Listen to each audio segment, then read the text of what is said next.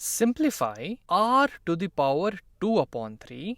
Times s to the power 3 और इस पूरे का whole square times square root of 20 times r to the power 4 times s to the power 5। अब इस भारी से एक्सप्रेशन को हमें यहाँ पे सिंप्लीफाई करना है। तो चलिए पहले तो मैं चाहूंगा कि आप इस वीडियो को पॉज कर दीजिए और इसे एक बार जरूर खुद से ट्राई कीजिए।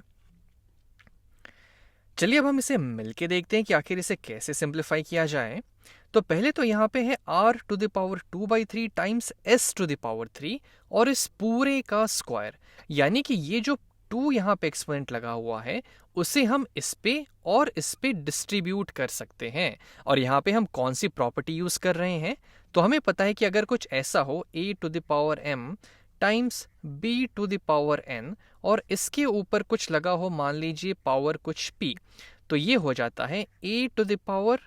m times p times b to the power n times p के बराबर। तो इस एक्सप्रेशन का ये जो फर्स्ट पार्ट है इसे हम ऐसे सिंप्लीफाई करते हैं तो ये हमें दे देगा r to the power 2/3 times 2 times s to the power 3 times 2, यानी कि इसकी वैल्यू यहाँ से आ जाएगी r to the power 4/3 times s to the power 3 times 2, यानी कि 6 के बराबर। इसे हमने एक साफ सुथरे तरीके से लिख लिया। अब इसमें अगला पार्ट है, यानी कि ये पार्ट भी इसमें मल्टीप्लाइड है, तो इसमें हमें मल्टीप्लाइड करना होगा ये अंदर वाली क्वांटिटी का स्क्वायर रूट, यानी कि ये जो अंदर पूरी क्वांटिटी है इसका हमें 1/2 पावर लेना है, यानी कि ये हो जाएगा 20 times r to the power 4 times s to the power 5 इसकी पावर 1/2। अब फिर से हम सेम प्रॉपर्टी यहाँ पे यूज करेंगे, इस 1/2 को हम अंदर वाले एक्सपोनेंट्स पे डिस्ट्रीब्यूट कर देंगे, तो ये हो जाएगा 20 की power 1/2 times r to the power 4 की power 1/2 times s to the power 5 इसकी पावर 1/2। तो आइए इसको थोड़ा सा आगे और सिंप्लीफाई करते हैं, तो हमें मिल जाएगा यहाँ पे finally r to the power 4/3 times s to the power 6 20 to the power 1/2। तो एक काम करते हैं, इसे हम बाहर लिख लेते हैं यहाँ पे, क्योंकि ये ना r की पावर है ना इसकी पावर है, तो इसे अलग कर लेना ही अच्छा है। 20 टू द पावर 1/2, फिर है यहाँ पे हमारे पास r to the power 4 times 1/2। तो यहाँ पे ये दोनों एक्सपोनेंट्स यहाँ पे मल्टीप्लाई हो जाएंगे, क्योंकि हमें पता है कि एक्सपोनेंट्स की प्रॉपर्टी के अनुसार a to the power m to the power n इसकी वैल्यू होती है a to the power m times n के बराबर। तो 4 टाइम्स 1/2, 4 टाइम्स 1/2 इसको हम यहाँ कर देते हैं, तो ये हमें यहाँ पे दे देगा times r times 4 into 1/2 times s to the power 5 times 1/2 के बराबर। तो आइए इसको थोड़ा आगे हम और सिंप्लीफाई करते हैं, तो हमें यहाँ पे मिल जाएगा 20 टू द पावर 1/2 टाइम्स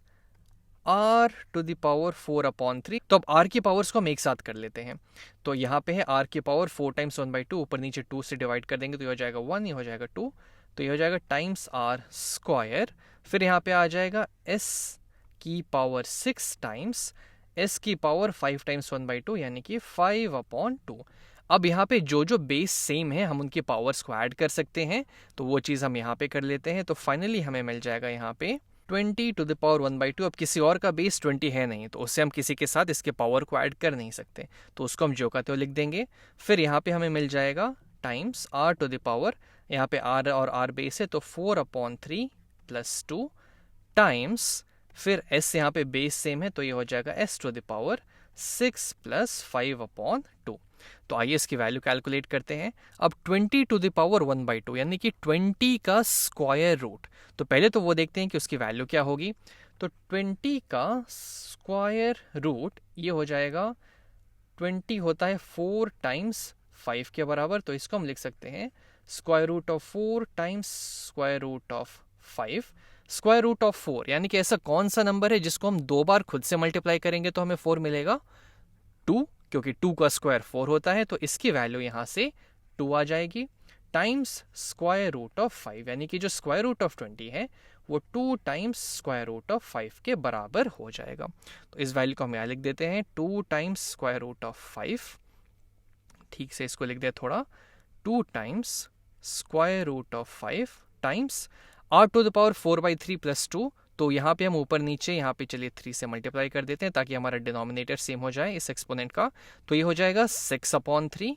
इसकी जगह हम यहाँ पे डाल सकते हैं 6/3, तो ये हमें दे देगा 4 + 6 यानी कि 10/3। तो ये यहाँ से आ जाएगा r to the power 10/3 times s है 6 + 5/2। तो यहाँ पे हम इसका डिनोमिनेटर को 2 के बराबर करते हैं, तो ऊपर नीचे हम 2 से मल्टीप्लाई कर देंगे, तो ये हो जाएगा 12/2 के बराबर, 12/2 + 5/2 यानी कि s टू द पावर 17/2 के बराबर। यहाँ पे इस दिए हुए बड़े से एक्सप्रेशन की जो ऊपर लिखा हुआ था उसकी वैल्यू यहाँ पे हमें ये मिल जाएगी, 2 times square root of 5 times r to the power 10/3 times s to the power 17/2 के बराबर।